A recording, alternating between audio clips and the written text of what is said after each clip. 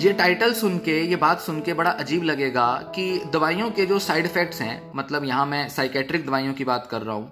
कि साइकेट्रिक दवाइयों के जो साइड इफेक्ट्स हैं उसको अपने फायदे में लिया जा सकता है, उनको एक मौके की तरह देखा जा सकता है और अपने मेंटल हेल्थ के ट्रीटमेंट को बढ़ावा देने में, उसमें तेजी लाने में साइड इफेक्ट्स मदद दे सकते हैं। ये आइडिया शायद ही आपसे आज तक किसी ने डिस्कस किया हो, शायद ही किसी ने आपको इस तरह की कोई बात कही हो, पर ये सच है और ये बहुत महत्वपूर्ण चीज है समझनी कि कैसे और क्यों साइड इफेक्ट जो है वो हमारे मेंटल हेल्थ के ट्रीटमेंट को तेजी दे सकते हैं, उसको बढ़ावा दे सकते हैं। हर साइकेट्रिक दवा का कोई ना कोई साइड इफेक्ट होता है, चाहे वो थोड़ा साइड इफेक्ट हो चाहे ज्यादा साइड इफेक्ट हो। साइकेट्रिक दवाइयों का काम करने का ढंग कुछ ऐसा होता है कि जिसमें वो जो दवा होती है वो हमारे ब्रेन में तो जाती ही है, वो केमिकल ब्रेन में जाकर कुछ रिसेप्टर से बाइंड करके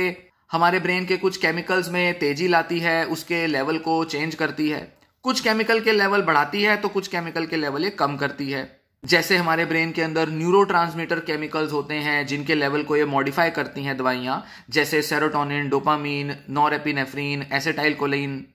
ये जो सारे केमिकल्स होते हैं इनके लेवल में आने वाले चेंजेस की वजह से मेंटल हेल्थ में बदलाव आते हैं। या तो कोई केमिकल कम हो गया इसलिए बीमारी आ गई, तो दवा क्या करेगी, उस लेवल को बढ़ा देगी जिससे कि बीमारी दूर होगी। या कोई केमिकल बहुत तेजी से पैदा हो रहा है तो दवा जो है उस केमिकल के लेवल को कम करेगी जिससे मेंटल हेल्थ इंप्रूव होगी। पर क्योंकि ये दवाइयां जब शरीर में जाती हैं तो केवल दिमाग तक ना जाकर ये शरीर के बाकी हिस्सों में भी चली जाती हैं और वहां पर भी कई बार ये जो केमिकल्स होते हैं जैसे सेरोटोनिन या नॉरएपिनेफ्रिन, ये केमिकल्स हमारे शरीर के बाकी हिस्सों में भी मौजूद होते हैं, इनके रिसेप्टर्स भी वहां मौजूद होते हैं। इस वजह से ये जो दवाइयां हैं ये बाकी के हिस्सों में भी किसी ना किसी तरह की प्रतिक्रिया लाती हैं जिसकी वजह से हमारे शरीर में साइड इफेक्ट्स देखने में आते हैं। अब ये साइड इफेक्ट्स कई तरह के हो सकते हैं और कई तरह से लोगों को डिस्कंफर्ट देते हैं, जैसे नोजिया मतलब वॉमिटिंग जैसा फील होना, उल्टियां आना, सरदर्द होना, नींद में कमी या तेजी आ जाना, खान पान में बदलाव आ जाना, किसी तरह की जलन महसूस होना, किसी ना किसी तरह के साइड इफेक्ट लोगों को महसूस हो सकते हैं। अब आमतौर पर लोग इन साइकेट्रिक दवाओं के साइड इफेक्ट से डर जाते हैं, इस वजह से वो दवाइयां भी छोड़ देते हैं। वैसे तो मैक्सिमम लोगों में ये जो साइड इफेक्ट्स हैं ये बॉडी इनके साथ एडजस्ट कर लेती है और कुछ ही हफ्तों में बॉडी टॉलरेट करके इन साइड इफेक्ट्स को दूर कर देती है, क्योंकि दवा जो है वो एक बाहर से आया हुआ केमिकल है तो बॉडी को एडजस्ट करने में थोड़ा समय लगता है। और मैक्सिमम लोगों में ये जो साइड इफेक्ट्स होते हैं ये बहुत घातक भी नहीं होते, लाइफ को बहुत ज्यादा डिस्टर्ब करने वाले नहीं होते और छोटा मोटा मैनेजमेंट से लोग इन साइड इफेक्ट्स को हैंडल कर जाते हैं, इन साइड इफेक्ट से पार उठ जाते हैं और धीरे धीरे दवा का असर आने लगता है जिससे कि मेंटल हेल्थ भी बेहतर हो जाती है। पर दो तरह की समस्याएं देखने में आती हैं, या तो कुछ ऐसे लोग होते हैं जिनकी ये साइड इफेक्ट बनी रहती हैं तब तक जब तक कि वो दवा ले रहे हैं, या कई बार जब लोग अचानक से दवा छोड़ देते हैं तो इस तरह के विड्रॉल या साइड इफेक्ट्स बढ़ जाते हैं जिस वजह से लोगों को और भी ज्यादा डिस्कंफर्ट आता है। विड्रॉल इफेक्ट्स को अगर हम फिलहाल की डिस्कशन से बाहर रखें तो मेरा जो फोकस है वो है कि जब साइड इफेक्ट्स आ रहे हैं और आप दवा लेते जा रहे हैं उस दौरान या तो वो साइड इफेक्ट बढ़ सकते हैं या फिर वो साइड इफेक्ट जैसे हैं वो वैसे ही बने रह सकते हैं। किसी भी कंडीशन में साइड इफेक्ट्स को मैनेज करने के लिए आपको कोई ना कोई एफर्ट तो लेना ही पड़ता है। बजाय इसके कि आप डरें, आप दवा छोड़ दें, दवा से या अपने इलाज से बहुत ज्यादा नफरत या घृणा करने लगें, उससे बचने के प्रयास करने लगें, बेहतर होगा कि किसी तरह से हम इन साइड इफेक्ट्स को मैनेज करें, क्योंकि दवा आपके लिए जरूरी है। दवा एक ऐसी ऑप्शन है जिसके साथ आप अपने को बेहतर बना सकते हैं, आप अपना इलाज कर सकते हैं। और बहुत से लोग ऐसे होते हैं जिन पर थेरेपी या कई दूसरे तरीके जैसे कि मेडिटेशन, योगा भी काम नहीं करते, उनको दवाइयां लेनी ही पड़ती हैं। और कुछ कंडीशंस क्योंकि क्रोनिक होती हैं इस वजह से उनको लंबे समय तक भी दवाइयां लेनी होती हैं। तो क्योंकि ये दवाइयां लंबे समय तक चलेंगी, साइड इफेक्ट्स भी लंबे समय तक आएंगे, इसलिए कुछ ना कुछ तो करना पड़ेगा जिससे कि साइड इफेक्ट्स को मैनेज किया जाए। तो ऐसे में क्योंकि इलाज के दौरान साइड इफेक्ट आपके बॉडी का, ब्रेन का पार्ट बन जाएगा, आपको सहन करना होगा, इसलिए क्यों ना बेहतर हो कि हम इस साइड इफेक्ट को एक मौके की तरह देखें, एक अपॉर्चुनिटी तलाशें उसके अंदर और साइड इफेक्ट को मैनेज करना हम अपना एक ऐसा लक्ष्य बना लें जिससे ना ही सिर्फ वो साइड इफेक्ट मैनेज हो जाए, साथ ही साथ हमारी बीमारी को दूर करने में भी वो हेल्प करे।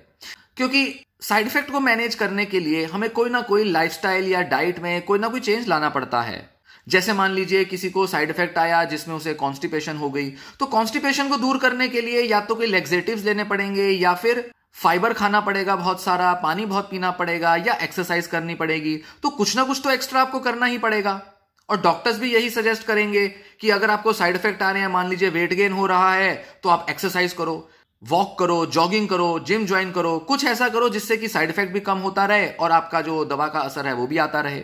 अब यहां एक अच्छी चीज देखने की है कि अगर आप साइड इफेक्ट दूर करने के लिए कोई प्रयास लेते हैं, कोई टेक्निक, स्ट्रेटेजी लगाते हैं, तो साइड इफेक्ट तो कम होगा ही, पर साथ ही ये साइड इफेक्ट को दूर भगाने की नीयत से आप एक्टिव हो जाएंगे। जैसे मान लीजिए आप कॉन्स्टिपेशन या वेट गेन को खत्म करने के लिए आप एक्सरसाइज करना शुरू करते हैं। अब डिप्रेशन, एंजाइटी, ओसीडी, बाइपोलर जो भी बीमारी है उसमें यह कहा जाता है कि इन बीमारियों को दूर करने के लिए एक्सरसाइज करना जरूरी है। तो बाइपोलर या एंजाइटी को दूर करने के लिए शायद आप उतने मोटिवेटेड ना हो, क्योंकि वो बीमारी आपको इतना घेर लेती है, बीमारी एक ऐसा विशेष साइकिल बना देती है जिससे बाहर निकलना आपको वैसे ही मुश्किल हो जाता है। तभी तो आपने दवाइयां ली, तभी तो आप इलाज ले रहे हो, क्योंकि आप बीमारी से बाहर नहीं आ पा रहे हो। भाई सारी दुनिया बोलती थी कि एक्सरसाइज करो, योगा करो, पर आपसे हो नहीं रहा था, इसीलिए तो आप दवाइयां ले रहे हैं। पर जब बीमारी हम पर हावी हो जाती है तो छोटे बड़े एफर्ट्स लेना भी मुश्किल हो जाता है। तो डिप्रेशन का पेशेंट एक्सरसाइज करे, इसमें उसको बहुत मुश्किल आएगी।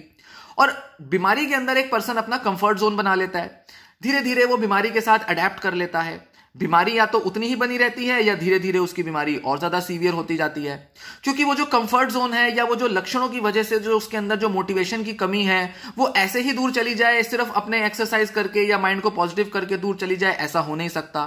तो जब दवा लेना शुरू करते हैं, साइड इफेक्ट आता है, तो साइड इफेक्ट आपको डराता है, और साइड इफेक्ट का जो डर है वो आपको चुनौती देता है, चैलेंज देता है। उस डर की वजह से, उस चुनौती को लेकर आप अपने को बदलने के लिए प्रेरित होते हो, मोटिवेटेड होते हो। और कुछ भी हो जाए, डिप्रेशन से बाहर निकलने में तो शायद आप उतने मोटिवेटेड नहीं थे, पर शायद साइड इफेक्ट को भगाने में आपकी मोटिवेशन बढ़ेगी, क्योंकि आपके मन में डर आएगा।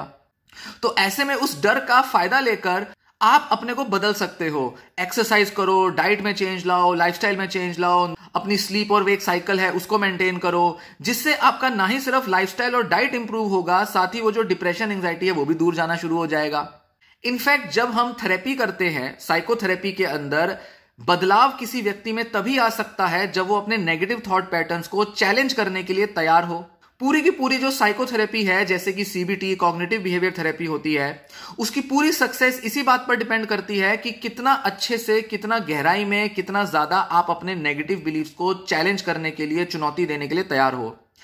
बातें सुननी बड़ी आसान है, यूट्यूब पर वीडियो देख लेंगे, थेरेपी कैसे करते हैं, थॉट रिकॉर्ड कैसे बनाते हैं, अपने मन में रैशनल थॉट्स कैसे लाते हैं, सुन बहुत लिया, देख लिया, सब जान लिया, पर बदलाव तो आया नहीं। क्यों?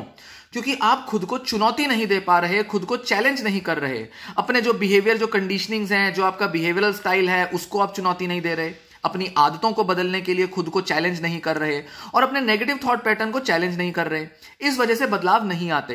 तो सबसे जरूरी होता है अपने अंदर बदलाव लाने के लिए कि आप खुद को सही तरीके से चुनौती दे सकें, क्योंकि जब आपके अंदर वो आग होगी, वो जोश होगा खुद को बदलने का, तो भी आप खुद को सही तरह से बदल पाएंगे, तभी थेरेपी भी सक्सेसफुल होगी। तो क्योंकि डिप्रेशन या एंजाइटी के दौरान तो आप ये पूरी तरह से नहीं कर पाते, पर साइड इफेक्ट की वजह से आपको ऐसा करने के लिए जोश आ जाता है, आपके अंदर वो आग आ सकती है। इसीलिए साइड इफेक्ट्स का फायदा लिया जाए, साइड इफेक्ट्स को एक ऐसे बहाने के तौर पे इस्तेमाल में लाया जाए कि वो शायद आपको अपने अंदर चेंज लाने के लिए मोटिवेट कर रहे हैं। हाँ, कुछ साइड इफेक्ट्स ऐसे होते हैं जिनको किसी भी स्ट्रेटेजी से दूर कर पाना बहुत ज्यादा पॉसिबल नहीं हो पाता, और जब तक दवाइयां छूटेंगी तभी तक आपको वेट करना होगा। बहुत थोड़े से मामलों में साइड इफेक्ट्स कॉम्प्लिकेटेड हो सकते हैं, जिसकी वजह से या तो दवाइयां सच में छुड़ाई जा सकती हैं या फिर दवाइयों को बदला जा सकता है, पर यह डिसीजन डॉक्टर लेता है। पर आपको अपने लेवल पर जो डिसीजन, जो निर्णय लेने हैं वो ये कि आपको साइड इफेक्ट्स को मैनेज करने की आदत डालनी है, साइड इफेक्ट्स को मैनेज करने के बहाने अपने को और भी ज्यादा इंप्रूव करना है। एक तीर से दो निशाने होंगे, डिप्रेशन, एंजाइटी, बाइपोलर भी दूर होगा, साथ ही आपका साइड इफेक्ट भी मैनेज हो जाएगा और बड़े सक्सेसफुली आप इलाज ले पाओगे। इनफैक्ट इलाज में तेजी आएगी, आपका डिप्रेशन, एंजाइटी जल्दी दूर होगी और आपका कॉन्फिडेंस बढ़ेगा और आप बहुत पॉजिटिविटी के साथ अपना इलाज ले पाएंगे।